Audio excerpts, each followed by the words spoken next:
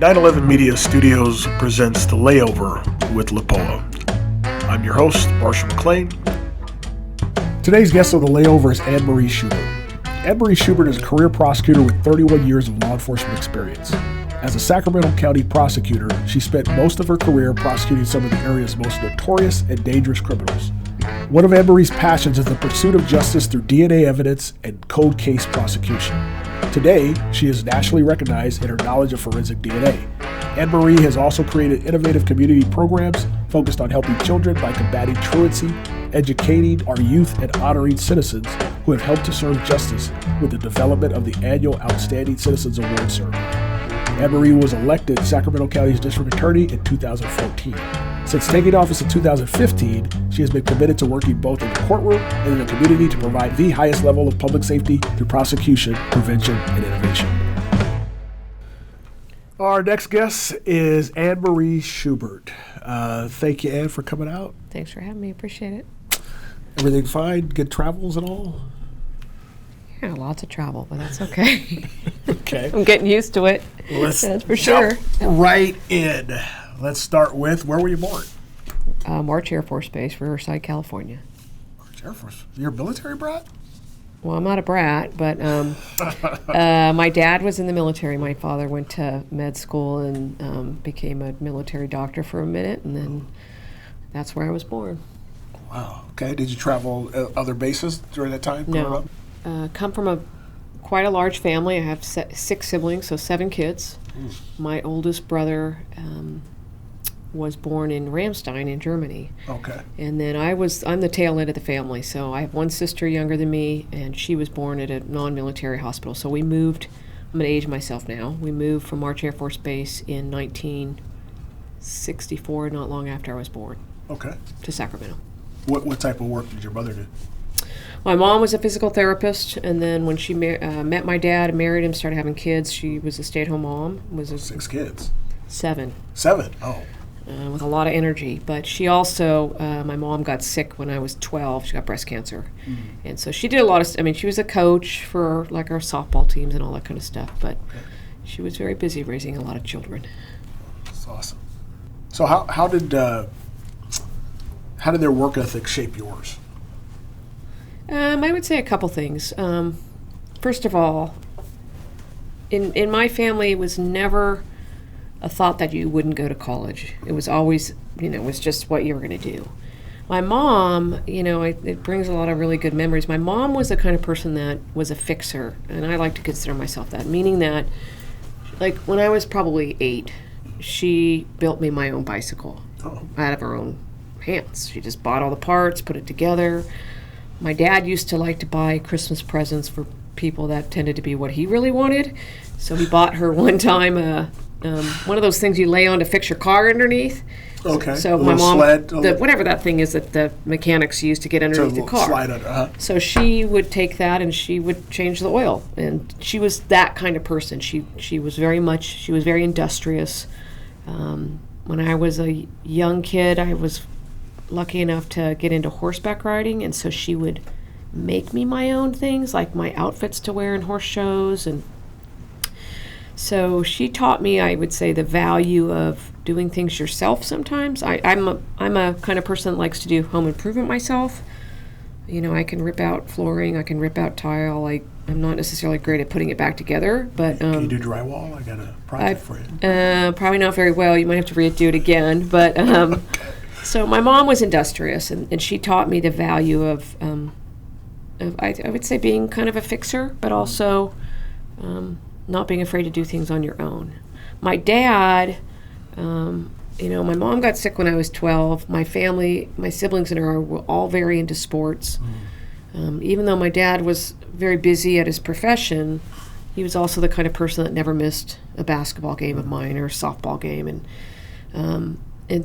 he was very, I would say he was very successful in his own right, in the sense of he was an orthopedic surgeon, but he also went on to do things like create a company that dealt with healthcare for people and turned something into being a nonprofit and that helped folks. So I definitely learned the value of passion and persistence and education, for sure. Clearly. Yeah. Do you remember your first job? Well, as a kid, we had our little chores, so I'm not sure I'm going to necessarily my brothers all took off before the chores started because they didn't want to do anything. But I got my first real job as probably a teenager. I worked at a flea market trying to sell jewelry for some little. I didn't last very long, quite honestly. I think I lasted about a month, and then I went and worked at McDonald's, and those were my two first jobs. What'd you do at McDonald's? Sold food. I would say I didn't do well at it because I was a pretty shy kid, and they trained you, at least back then, when you ordered a Coke, well, how about some fries with that? And so they called it suggestive selling, and I wasn't really good at it, and so I didn't last so long at that one either. Okay. What made you choose the career you're in now, as far as being, the DA and going that prosecutorial route or lawyer altogether? What chose? Well, I say this, and I think I'm honest in it. I went to law school for the wrong reasons. I go to college. I started to think about what do I want to do when I'm done with college, and I kind of thought, okay, there's two routes to be successful in life. You can be a doctor, you can be a lawyer. My dad was a doctor, but I didn't like blood. That was not my thing. And so I thought, okay, I'll go to law school, and then hopefully we'll just have a decent job when I get out. I never really thought about it. And then halfway through law school, I went to school in San Francisco, and I interned for a judge. I love this judge. Her name was Lucy McCabe. She was kind of a hippie in her own right. She used to be the lawyer for Jefferson Starship. And so we'd sit in her chambers, and she had all these albums on the wall. But she was assigned a criminal, and I'd never in my life had exposure to criminal law. I didn't know anything about it, and I was fascinated by it. I would say I was bit by the public safety bug. I found it just the whole concept of standing up for public safety, victims' rights, all that. And then I went from there this is still during school, and I interned for the San Francisco DA's office and really figured out what I wanted to do. I felt very strongly that this is what I wanted to do, and I got out of school, passed the bar, and never did anything else other than be a prosecutor. So explain to me how it works in terms of in your job field. Every job has supervisors, and being that you're currently the district attorney, and so you are the boss. What was your first job as a supervisor in that profession, and how did that go? So I started my career in 1990, and I did similar to many prosecutors do. I kind of went through your regular rotation. You do misdemeanor trials, and you graduate to felonies. But the majority of my career, once I kind of got out of that misdemeanor and general felony work, I started doing violent crimes, so child abuse, sexual assault, homicide. And in around 2000, I really wanted to start a cold case unit with the office because of DNA and my passion for that. So they let me do that, then they moved me to homicide. I was in homicide for probably 8 or 9 years. And, the management team, they have these meetings and they're trying to figure out who should be a supervisor or not. I was already at like the pay level of a supervisor, but I wasn't actually supervising. Okay. So they had a meeting one day. I was in down in San Diego. On vacation, and I got a call from one of the bureau chiefs. Mm-hmm. Hey, you want to supervise misdemeanors? And I'm like, yeah, I'd love that. And I think they all bet that I would never do it, and because they thought I just wanted to stay doing trials, and I felt very strongly that I would love to do something like that. So I went in and I supervised our brand new lawyers, and absolutely loved it.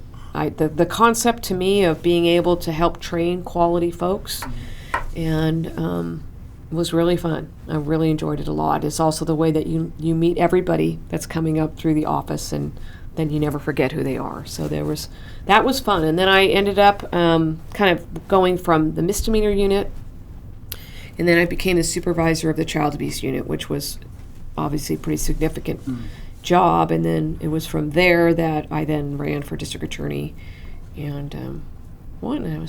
Was that your first time? First time running for DA? Oh yeah, I ran in 2014. I wouldn't say that it was like a life goal. I'm going to be the DA someday. I just loved my profession. Right. And then when the DA of Sacramento, who was the DA for 20 years, her name was Jan Scully, she was a very good DA. She came to me and said, I think you should run. I'm like, oh my God. And I was very honored, and just, I entered this world of, quote, politics that, as I call it, you're running for a job, but it shouldn't be a political position. Right. Right. I get that. Yeah. So you mentioned your parents, you mentioned the judge. Is there anything else in terms of what your North Star is, your guiding principle that shapes you? I think it's funny. I had a conversation one time about, why do people follow the rules? And some people follow the rules because they don't want the consequences of not following the rules. And some people follow the rules because they have just a core value system and a moral compass. And I think for me, with my parents, it was just my core values are just honesty and integrity and respecting the rights of everyone, no matter who they are, no matter what place they sit in life. I think that's what people deserve, very much so. I like that. If you could change either an existing law or implement a new one, what would it be and why? I would change Prop 47. Ooh. I know, it's a big one. No, yeah. Tell me a little more about Prop 47 for people who may not know. Prop 47 was passed by the voters in November 2014. What was the title of it? What was it called again? Safe Neighborhoods and Schools Act, which didn't either.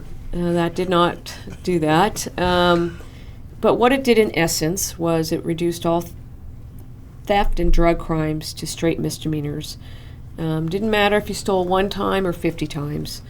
And it basically, you get a ticket now for possession of fentanyl, possession of heroin. You can steal, anybody can watch what's happening now, but you can steal 50 times. As long as it's under $950, you get a straight misdemeanor. And so, in my opinion, it has caused a lot of the chaos we're seeing in our system.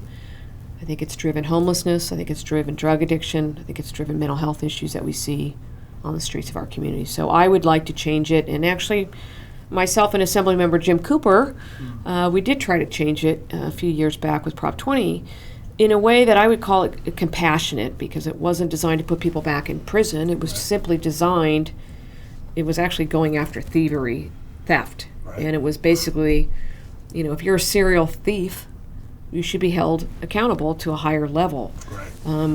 Sadly, we didn't get it passed, but I think that is something that even now people are recognizing has not worked.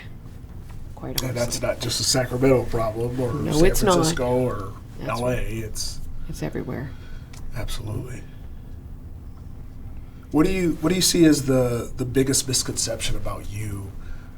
Not so much your profession, but you as a person. Oh. I think people like to label you. I think people label you without knowing who you are. I'm a prosecutor, okay? That doesn't mean I'm not a human being. It doesn't mean that I think everybody just should be in prison. That's not a true statement. I actually believe very much in a balanced system and things like rehabilitation, compassion, and all that. So I think as a society, we get labeled things, and it's the same with law enforcement. You get labeled as you just want to arrest everybody. Well, no, actually, that's really not. We don't want to do that. We want to try to help people. So I think I kind of get lumped into that sometimes. As a prosecutor, people think, I remember when I first ran for DA in 2014, she just wants to put everybody in prison. Lock them up. And that's not a true statement. It's actually quite the opposite. We'd be all happy if we didn't have a job. Right. So I think that's the biggest misconception, is that we just want to throw everybody in prison. What accomplishment are you most proudest, either personally or professionally? Personally, I'd say children. I'd say children, and then the second would be running Boston Marathon. Ooh. A while back, qualifying, and I don't run anymore because of knee issues, but back in the day, I wouldn't consider myself a runner. I just wanted to do it. I wanted to set my goal of qualifying for it. I knew Boston was one of the greatest accomplishments, and so I just set myself with this goal in mind that I'm going to qualify for Boston, and I'm going to go do it. And It was pretty cool. It is. So clearly parenting is the top. But that was from a personal point of view, I say, other than parenting or having children, there's no greater thing than to do something, because I had to do it. Nobody could do it for me. From a professional point of view, I think there's 2 cases. There's lots of things. There's policy things and all that, but cases, the Golden State Killer is right there at the top of the list. But another one that is equally important is the exoneration of a guy that went to prison in another county for a crime he didn't commit, when we used the same type of DNA tools on the Golden State Killer to exonerate this guy named Ricky Davis. And he had been in prison for 15 years in another county. He'd always claimed his innocence. And then the Innocence Project came to our office, our lab, we have a lab, and said, hey, will you help with this? And then it was through DNA that he got a new trial, and it was through DNA that he was found factually innocent. So, and they ultimately, somebody else was arrested. Okay. So I would say I'd like to think those are the bookends of the work that I've done. There's plenty of other things that are important to me, cases, all that. Well, that's interesting, because we don't typically hear about innocence projects like that, or cases like that, and the role that the actual prosecutorial side plays in that. But it goes back to that same misconception, like you just want to lock everybody up. Yeah, I mean, for me, it's also that, I know the value of DNA. I understand I believe it's the greatest tool ever to find the truth, no matter where it leads us. And as prosecutors, we should be willing to be open-minded when maybe the person's still guilty, I don't know. Right. But we won't know it until we look. And so for me, it is kind of, it encapsulates, I hope, what our mission is, which is to find the truth, no matter where it goes. Absolutely. And can you just recap quickly about who the Golden State Killer was? Sure. So I grew up in Sacramento in the mid-'70s. We had a person running around, breaking into homes, raping women. Oftentimes the husband or the significant other was present. There was probably about 50 rapes in the Sacramento area. And then he moved on to the Bay Area of Northern California, and then ultimately in the late 70s started killing people in Southern California. And so total of 13 murders, about 50 rapes, massive, largest probably police investigation in history. And then in 2018, a little before that, fall of 2017, an idea was hatched that maybe we could identify the person through genetic genealogy, family DNA kind of tool. And so a kind of a core group of folks got together. Lots of law enforcement across California has worked on this case, but small group that kind of did the work, built the family trees, and ultimately he was identified as a guy that sadly had been a cop at one point. But I'll tell you right now, if it wasn't for that tool, we never would have caught the guy, and now he's sitting in prison, rightfully so, where he belongs. For life. For life. Life without, actually, but he will die in prison. I don't doubt that. Thank you for that. Sure. What are your future plans or goals? I know that you're running for Attorney General of California, but are there, and we've spoken before, right? And I know you don't see yourself as a politician, and that's never been your goal. Are there, what's life after Attorney General or after the DA's office? Well, I started my career as a prosecutor, and that's how I intend to end it.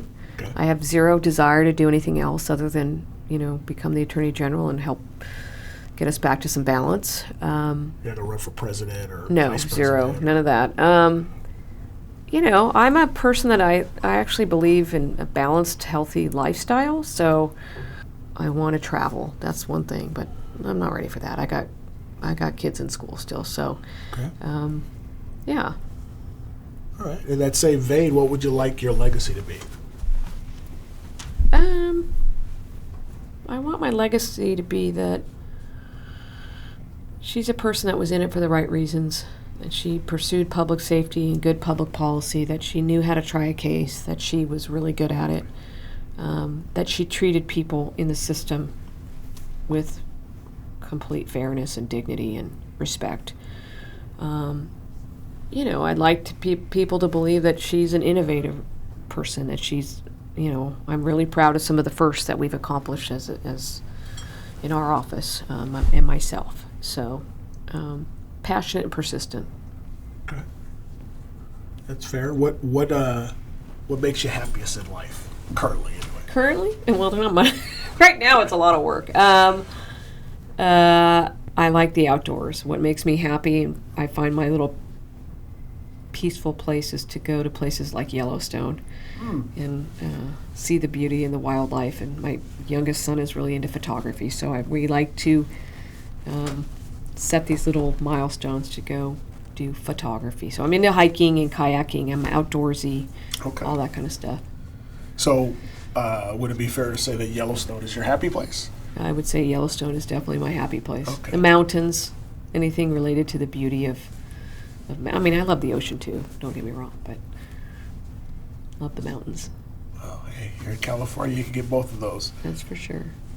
Let's dig a little bit deeper. What were your parents' names? My dad's name was Jim Schubert. My mom's name her nickname was Greta Schubert. Was your name derived from any family members? No, everybody in my family has a very Catholic name, though. Okay. Where'd you go to high school? I went to a small Catholic school in Sacramento, all girls, called Loretto High School. Okay. It's not around anymore, but great education. And did you play sports there or in college? I played volleyball, basketball, and softball. Okay. I fancied myself as a pretty decent basketball, even though I'm short. I averaged about 16 points a game. How many I assists? could run and gun, and I used to say I run and gun. How many assists? Oh, I don't count that. I did have 30 points in a game or two, but I did. Oh. But I was at the time I was fast. I thought about it for high school. For college, but I wasn't that quality. But I loved sports. I would. My high school team was not great. We're a small school. I wouldn't say there was a lot of funding for it. But I loved it so much that after every game I'd go. My parents put a basketball hoop in the front yard, in the driveway. They put it in the ground, cemented it in, and I'd be out there every night after games playing until about 11 o'clock. I just love the sport. Awesome. Yeah. Tell me about your kids. You mentioned earlier. What are their names? My oldest son is Riley. He's just turned 18, so God help me. My youngest son is Jacob. He's 14. Are they into any sports right now? They like to ski. As when they were young, we liked to ATV, so dirt biking, all that kind of stuff. They tried the sports as kids, right. Baseball and soccer and all that. But now I would say definitely skiing and ATV kind of stuff. Okay. Awesome. Do you have any pets?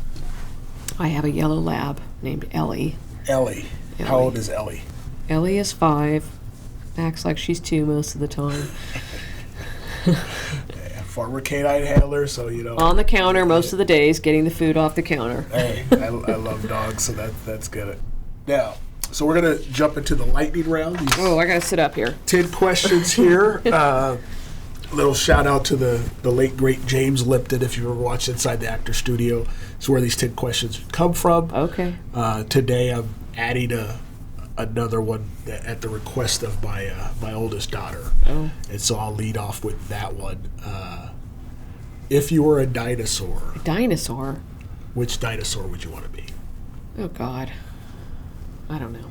I can't answer that one. I haven't even know what the kind of different versions are. I'm not a dinosaur. No, Velociraptor, T-Rex. T-Rex. I'll take a T-Rex. It's the big one with the little hands. All right. What's your favorite word? Passion. Passion. I like that. What turns you on? Intelligence. Smart people. What turns you off? Arrogant people. What sound or noise do you love? I'd say I love the sound of the birds when you come out, just the nature, sounds of nature, I would say. What sound or noise do you hate? I don't know. probably the sound of nails on a chalkboard. Okay. What profession, other than your own, would you like to attempt? Well, I know what I'd like to attempt. I know I wouldn't be successful, but I would love to be a professional piano player. I just think it's a really beautiful talent. Do you play the piano at all now? Oh, no. When I was 35, I decided I wanted to learn, and I Okay. did not do well at it. But I think, like, I'm going to age myself, but I think Jim Brickman is a really good pianist. I think it's just really, and then you can have some of these amazing artists now. Right. I wouldn't be good at it. I just think it'd be a pretty cool profession. That's awesome. What profession would you not at absolutely under no circumstances like to participate in? I wouldn't want to be a deputy coroner picking up people that have been killed. I don't do well with that. So I wouldn't want to. I mean, it's obviously a critically important profession, and but I don't do well with that stuff. Okay, fair enough. And you're actually not the first person to say that exact same thing. Oh, that's good. I believe this is true, and we'll close it out with this. If heaven exists, what would you like to hear God say when you arrive at the pearly gates? Your mom and dad have waited a long time to see you. That's kind of what I'd like to see. I like that. And other people that have gone. Thank you so much for joining us today. Appreciate it. Thanks for having me. Appreciate it.